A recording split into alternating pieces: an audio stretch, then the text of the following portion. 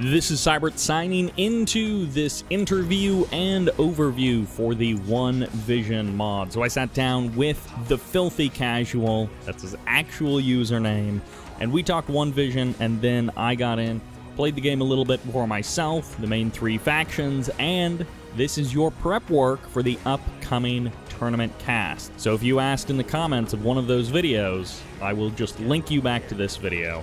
Timestamps in the description as before, so you can jump around to whatever you want. And of course, you can download the mod for yourself, ModDB or Command Post. Alright, well, now let's meet the man behind the mod.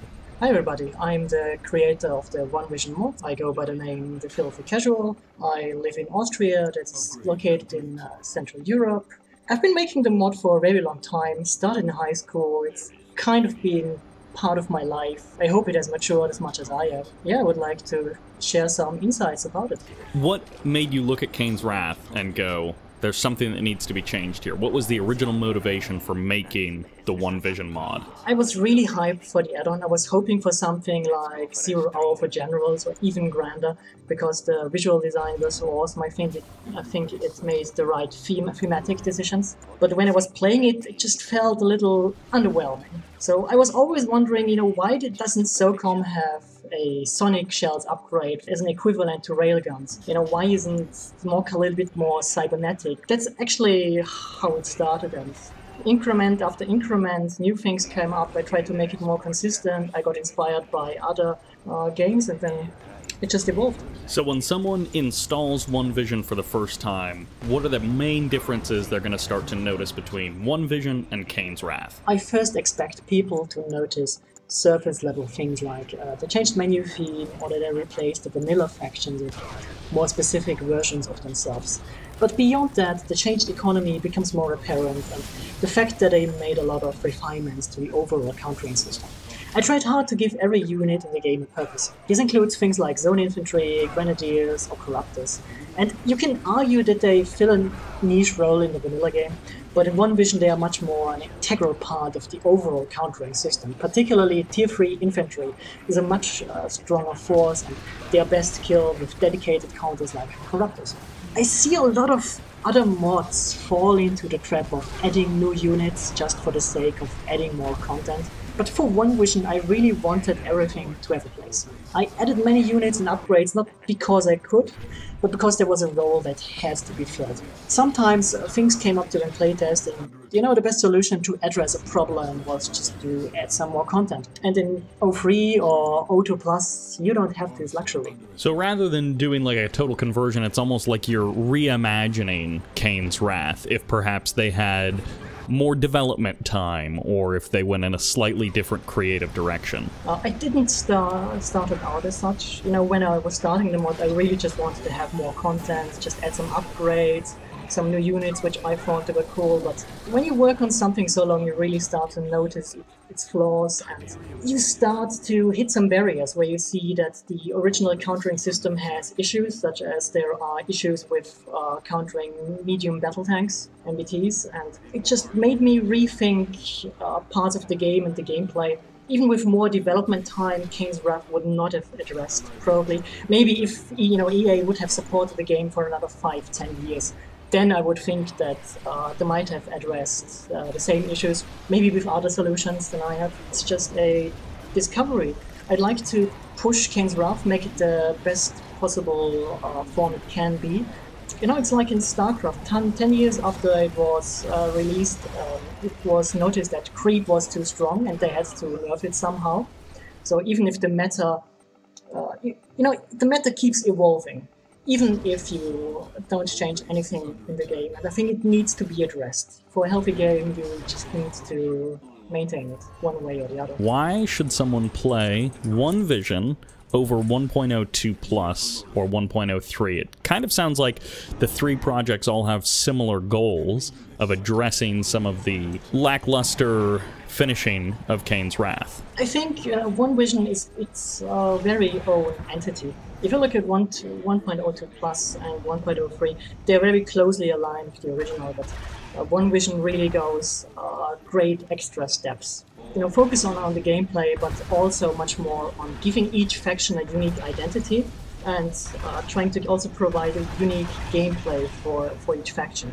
Whereas 1.02 Plus and 1.03 is more about, how should I phrase it? It's more about making the game as best as possible instead of expanding on it and seeing it as a separate entity that just shares the core.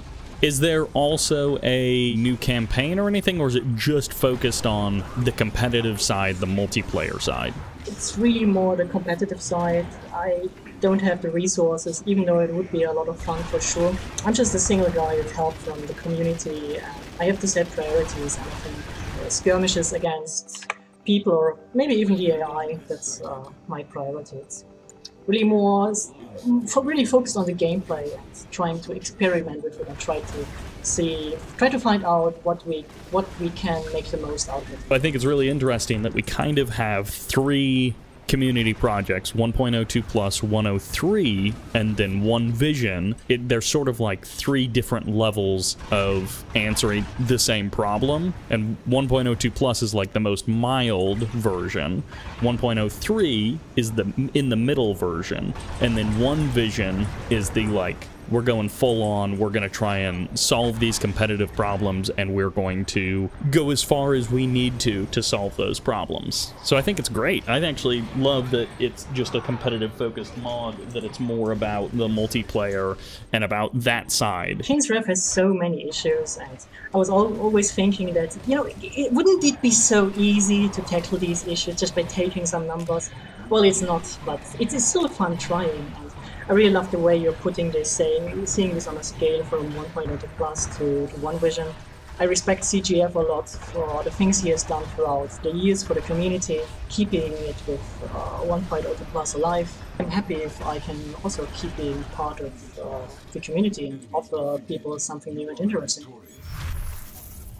Alright, so this is a 1v1 just against an easy AI. I wanted to show you kind of the RRF and the Renegades. That's GDI and Nod. So right out of the gate, there are quite a few minor changes that have to do with cost. So, for example, refineries, 2,600 credits as opposed to the 3,000. Another relatively straightforward thing is like walls. You can build walls. They don't have gates, but they do have walls. And then there's a myriad of various upgrades, some new units, like, for example, the Kodiak, which gets railguns, which I have upgrading as well. Railguns, 3,500 instead of 4,000. And by the way, wall segments, they do sort of have added cost. You can burn yourself out of money trying to build wall segments. So that is something to keep in mind, is that the 150 just gets you started, and then you have to pay for every wall segment beyond that. So you can very easily run out of cash by building wall segments. And then, of course, you can sell them off to get some of that cash back. So you aren't totally out of your... if you aren't totally screwed if you spend a bunch of cash. Anyways, you got stuff like the Kodiak added into the game. You've got a bunch of other upgrades. As you can see, Sensor Pods is now on the airfield, and then you've got Hardpoints and Stratofighter like normal. But there are some interesting other sorts of passive upgrades, or passive... there are passive upgrades and changes. So one of them is at the Tech Center, you get Sonic Propulsion. So MCV rigs, Mammoth, Shatterers, and Predator tanks get a 20% speed boost. Now it costs, I don't know, 2,500 or something, and it's a late game kind of upgrade, but it's something that you really do notice with the speed of a Predator tank. So now your Predator tanks are much faster, and that's sort of a late game upgrade. But then something that I didn't actually realize before launching this is that, but just by having the Space Command uplink, you get 10% attack and 25% vision bonus to your units generally.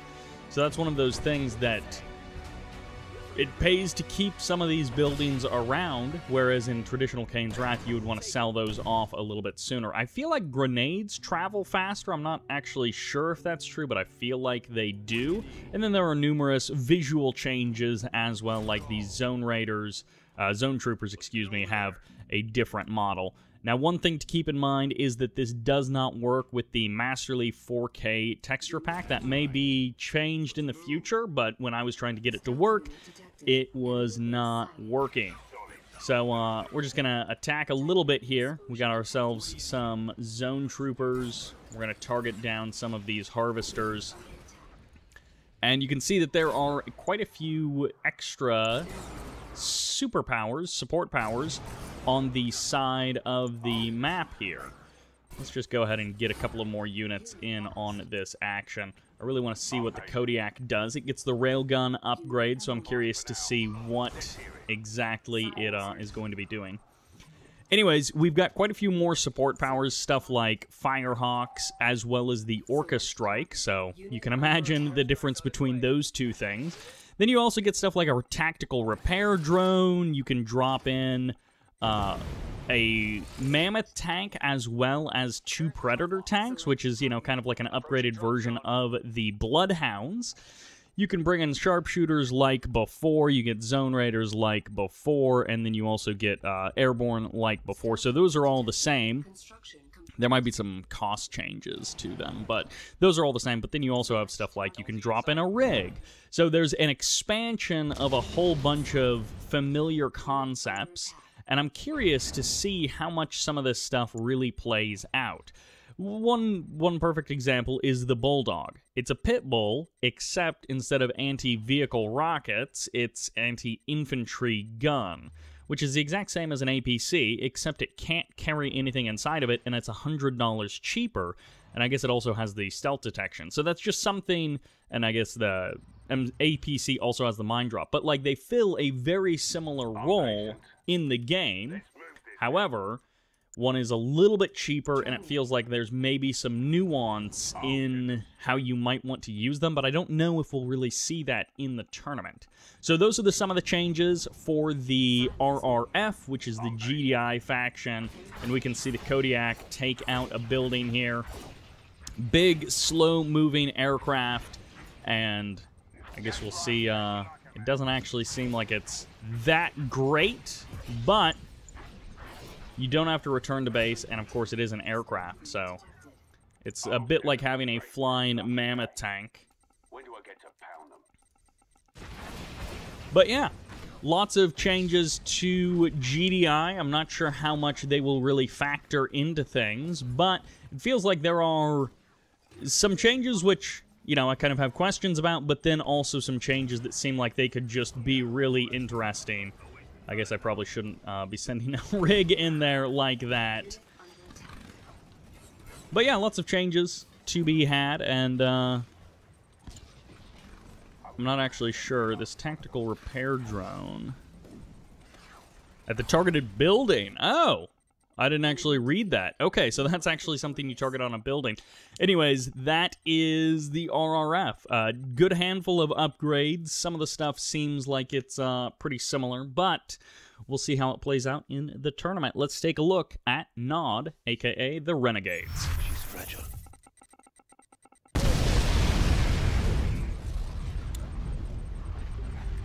Welcome to the Renegades, aka Nod. We have dozer blades on our flame tanks.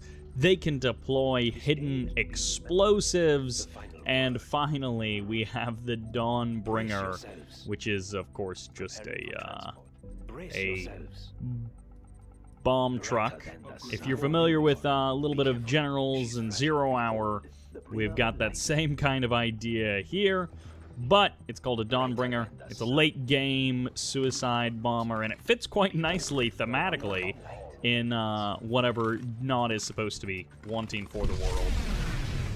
And I have to say, it's pretty fun to use. So, Nod does not have some kind of late-game flying fortress, but it does have Dawnbringers, and that's pretty great. Also, you can call in a terror cell, which is veteran fanatics, which is a funny idea, the idea of veteran fanatics. But you've got that. We also have a decoy disruption tower, which is, you know, just kind of fun. What is some other stuff? Oh, master computer countermeasures gets added to the sidebar, which I don't think it is in regular Zero Error, in regular Kane's Wrath. I'm pretty sure it's not. It's just at the nuclear silo. So airfield actually looks pretty similar. Oh, to counter the Space Command uplink, we do have the Tib nuclear plant. What did I just lose? Oh, I think some transports. Oh no, my militants in the middle of the map finally got defeated. Anyways, we have, to counter the Space Command uplink, we have the Tiberium nuclear plant, which increases vehicle and aircraft production speed by 20%. So definitely leaning into the explosive option of just building a bunch of stuff that's pretty cheap and pretty fragile, and then it just dies. Leaning more into that kind of an angle for Nod is what they seem to be doing design-wise. Then we have some familiar stuff, the mine drop, cloaking field, laser fencing. You're familiar with a lot of these other abilities. One interesting thing is that to get the Redeemer Engineering Facility, you need a secret shrine. So the secret shrine, you know, requires the hand of Nod. So there's kind of a step upgrade where you need to keep the secret shrine around if you want to get out a Redeemer, and that actually creates a real problem where you can, you know, eliminate someone's secret shrine and then it resets the count on their Redeemer Engineering Facility. I think once you get out the building, then you don't need the secret shrine to build the Redeemer. I think you can do it with just how it is. Well, that's kind of interesting that the unit moves out of the way. I was going to kill my Redeemer to see if I could rebuild it without a secret shrine, but everyone just started attacking the ground and not actually attacking the Redeemer because it moved out of the way. That's kind of interesting. So anyways, we'll see if the Redeemer... Oh, these guys are still attacking the ground. Stop. We'll see if the Redeemer actually can be constructed. Oh no, one of my Dawnbringers died. Oh no! So, whatever those light infantry scouts are, they do a lot of damage to Dawnbringers. That's kind of surprising. But yeah, those are the light infantry scouts, and they, like, one-shot a Dawnbringer. I'm not sure what that was about. Yeah, well, I got him that time, so that'll teach him. Alright, so I sold off my secret shrine. Now let's see if I can build another Redeemer. I can, okay. So the Redeemer, 5,500, but you need the secret shrine to get out the Redeemer Engineering Facility, and then once you've got that, you are good to go. EMP coils, TIB core missiles, and laser capacitors, all pretty normal there, but over at the Operations Center, we do have some interesting upgrades. Dozer blades, you're familiar with that, but then hidden explosives and Word of Kane. Now, hidden explosive makes your rocket squads like descents. They explode when they're crushed, which is pretty neat. And then charged particle beams, so kind of bringing that over from Black Hand. You've got that now as an Operations Center upgrade. So lots of interesting changes for our friends in the Nod faction. And I think kind of fitting thematically with who Nod is in the game. Let's see if we can activate some special abilities here. Well, maybe we'll take care of that light infantry scout this way. And then we'll see about this old catalyst missile. See if we can't find a use for that. Tib vapor bomb looks about the same. Catalyst missile, we will nuke that. So cleans that up pretty nicely. And then let's see how much damage this does to the harvester. Okay, so about half. Does about half damage to that harvester. And let's see if we can... Oh, killed himself. Oh, well. That'll do it for the Renegades. Oh, only 6 seconds left on the clock for the nuke. We didn't get to see that. But let's check out the Scrin. And this is the Scrin... I actually already recorded this video, but I wasn't actually recording, so I was just talking to myself with no recording. Anyways, the Scrin have a bunch of similarities with the Scrin that you're familiar with, but also some differences. Overlord's Wrath is one of those similarities. Wormhole is another one. They really don't have many new units. They've got the Leeches, which spawn in when you sell off some buildings, and they're just a basic anti-infantry type unit. Kind of a rifleman, but for the Scrin. You still have buzzers as well, so the Leeches can't clear buildings or anything. But they don't have any new vehicles, and they don't have any new aircraft.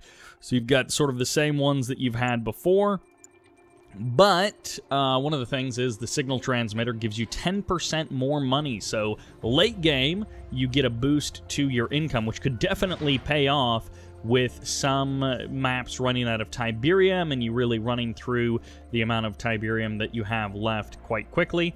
But there's also a bunch of upgrades, so if we go over to the technology assembler, we've got Ion Supercharge that gives your Gunwalkers, Shock Troopers, and Storm Riders additional damage. You've got the same kind of thing for Dev Tanks, Annihilator Tripods, Descents, and Packs with more damage. Then you've got Force Field Generators, which you're probably already familiar with. And then you've got Warp Ray Cannons, which is Seekers, Phantasms, Photon Cannons, Plasma Missile Batteries, increased damage. So basically, increased damage for a bunch of units late game. Then if we jump over to the Stasis Chamber, there's actually some cool stuff that's, you know, kind of reminiscent of some other games.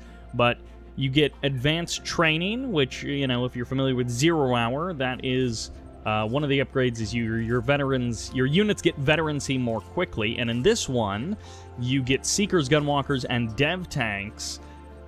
They are veteran when they spawn in, so that's something that can be quite interesting. We'll see how much that really is a factor. This is a stasis chamber upgrade. Ionizing Hull means that all of your buildings, if they are in an ion storm, they get increased armor and health regen. So all of your buildings become a bit tougher, and you can actually spawn in an orbital ion storm using a support power. So you don't need a planetary assault carrier. As you can see, the Buzzer Swarm support power works a little bit differently. It still spawns in. It looks like 4 buzzers instead of 5, but it still spawns in buzzers, but just at a slight... They run out from the area of spawn.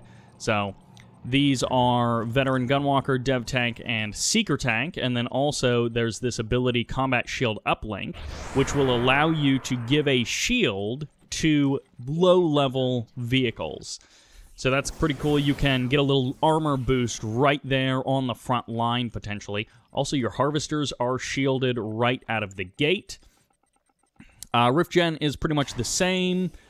Ichor Seed is pretty much the same. Eradicator Hexapod, so like GDI and Nod, you need the Stasis Chamber to build the Warp Chasm. So right out of the gate, all 3 factions, you need that advanced infantry building to get your Warp Chasm or your Epic Unit production started. And then once you have the building, you're good to go. You don't have to keep the barracks and the other advanced unit, advanced upgrade building around. Alright, so you can see the Dev Tanks, the Descents, I don't know, Tripods, something like that. They have a different attack animation, which looks kind of funky. It's a black line sometimes, which doesn't look particularly good, but I'm not sure if that's how it's supposed to work. I think it's supposed to be this pink line that you see coming out of these Descents when the angle is a little bit more lined up with camera. So a bunch of these upgrades do have pretty obvious changes visually, and then as I mentioned, there aren't really a lot of actual new units. It's just a bunch of new upgrades and some new abilities as well. So you get some infantry upgrades also, and yeah, some new support powers. So that is the Scrin. I'm excited to see how all of these changes play out in the upcoming tournament, and hopefully you enjoyed this overview of the One Vision mod. You can get it directly through Command Post, so if that is your jam, then check it out.